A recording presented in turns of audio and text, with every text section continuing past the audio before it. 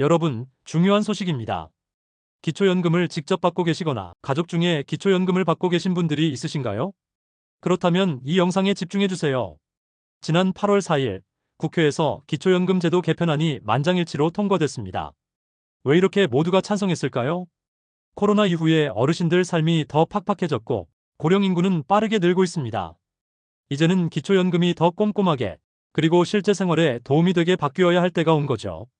오늘 영상에서는요, 왜 개편이 필요한지, 이번 통과가 무슨 의미인지, 그리고 현재 기초연금은 어떤 기준으로 주고 있는지까지 차근차근 아주 쉽게 풀어드리겠습니다. 기초연금이란 65세 이상 어르신 중에서 소득이 하위 70% 안에 드는 분들께 매달 드리는 연금이에요. 국민연금처럼 내가 낸 보험료에 비례하는 게 아니라 기본적으로 노후 생활 안정을 돕기 위한 국민 기초생활 보장 성격의 지원금이죠. 그런데 그냥 나이만 기준을 넘는다고 다 받는 건 아니고요. 소득 인정액이라는 기준을 따집니다. 이게 기준 이하여야 받을 수 있어요. 소득 인정액은 이렇게 계산해요. 소득평가액에다가 재산소득 환산액을 더한 겁니다. 쉽게 말하면 매달 버는 돈에다가 내가 가진 재산을 소득으로 환산한 금액을 더한 거예요. 환산한 금액이 단독 가구 228만 원, 부부 가구 364만 8천 원 이하일 때 기초연금을 받을 수 있는 거죠. 인천에 사시는 68세방 모 어르신의 사례로 알아볼게요. 박 어르신은 마트에서 계산원으로 일하시면서 한 달에 150만 원을 버세요. 그리고 국민연금이 매달 30만 원 들어옵니다. 소득평가액부터 계산해보면 근로소득 환산액 29만 4천 원에다가 국민연금 30만 원을 더하면 59만 4천 원입니다. 이게 바로 박 어르신의 소득평가액입니다.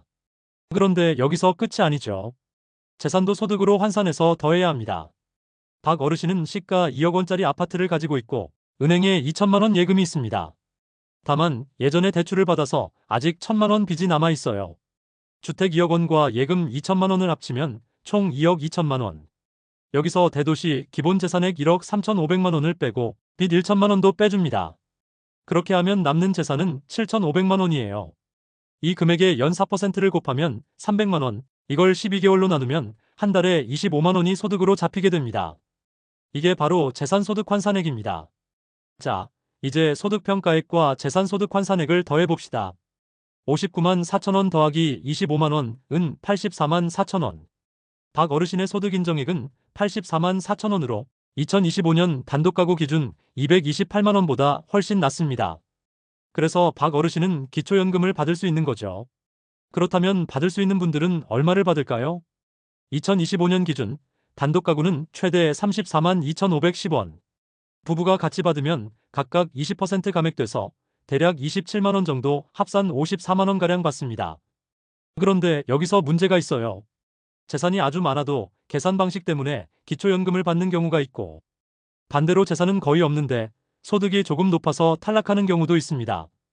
대구에 사시는 정 어르신은 대도시의 시가 7억 5천만 원짜리 아파트 한 채가 있습니다.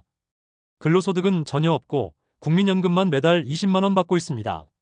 기초연금 계산법으로 계산해보니 소득 인정액이 기준 이하로 떨어져서 결과적으로 수십억 원 자산이 있어도 기초연금을 받는 경우가 생기는 거죠. 반대의 경우도 있습니다. 경기도 수원에 사는 69세의 이모 어르신, 집은 없고 월세로 살고 계세요. 예금 통장에는 500만 원 정도가 전부고 재산은 없습니다.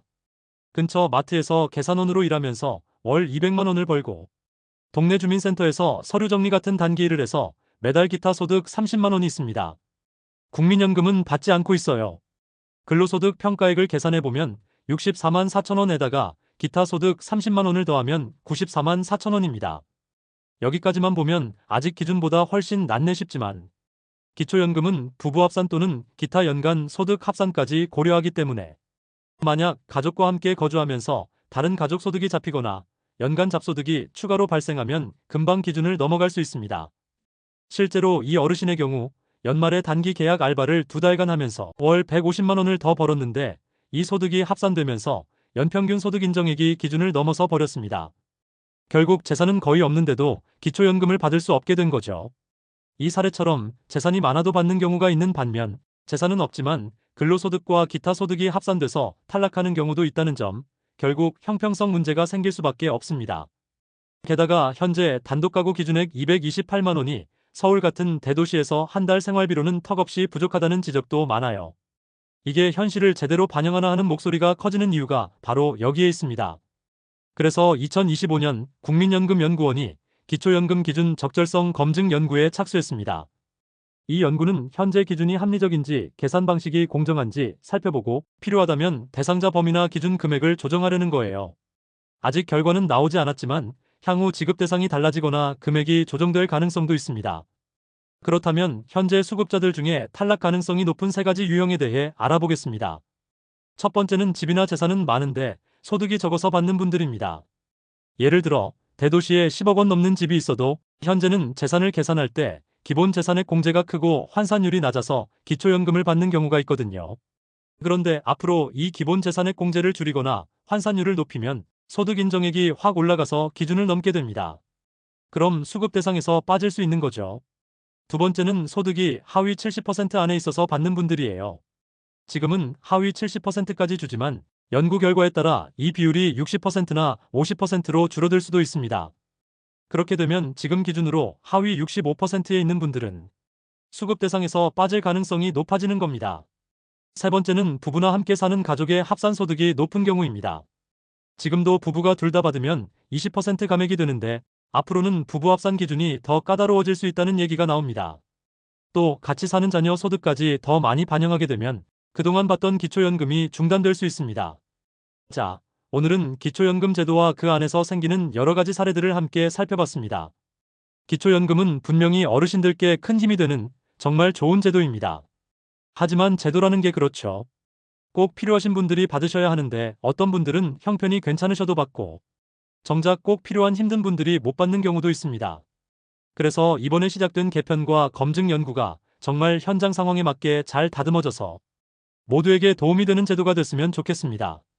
앞으로는 기초연금이 누구는 억울한 제도가 아니라 모두에게 공평한 제도로 자리 잡기를 기대해 봅니다. 오늘 내용이 도움이 되셨다면 좋아요와 구독, 그리고 알림 설정까지 꼭 부탁드리고 다음 영상에서 더 알찬 정보로 찾아오겠습니다. 감사합니다.